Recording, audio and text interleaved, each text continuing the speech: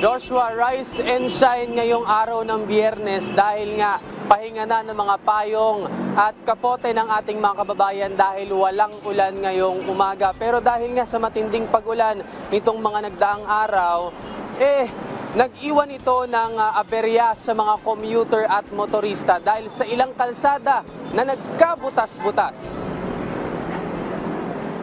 Puspusa ng pagsasaayos ng DPWH sa mga pothole ng kalsada sa Kalakhang, Maynila. Dahil kasi sa malalakas at tuloy-tuloy na pag-ulan nitong mga nakaraang araw, unti-unting naglubak-lubak ang ilang daanan. Nauna nang ipinag-utos ni Public Works Secretary Vince Dizon na agad ayusin ang mga kalsada bilang bahagi ng quick response efforts ng ahensya tuwing bagyo para maiwasan ang pagkaantala ng biyahe at aberya sa daan. Kaugnay rito, pansamantalang binuksan ng DPWH ang concrete road malapit sa isinasagawang pagsasaayos ng kalsada sa may Zapote River Drive sa Bacoor, Cavite. Matapos magputik at maglubak-lubak dahil din sa walang tigil na pag-ulan.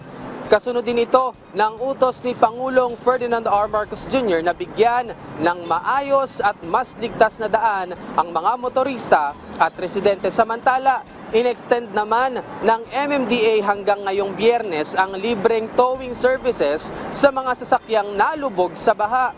Nagsimula ang libreng towing nitong Miyerkules dahil sa mga sasakyang naipit sa baha dahil sa malalakas na pag-ulan.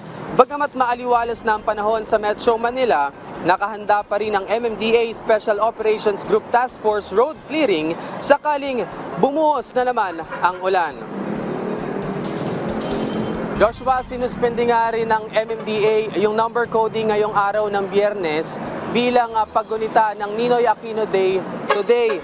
At kaya naman mapapansin dito sa mga oras na ito sa Philcoa, maluwag ngayon yung kalsada at tuloy-tuloy yung daloy ng mga sasakyan na nagmumula sa Fairview papuntang Commonwealth. Yan muna ang latest mula rito sa Quezon City. Balik sa inyo sa studio, Joshua.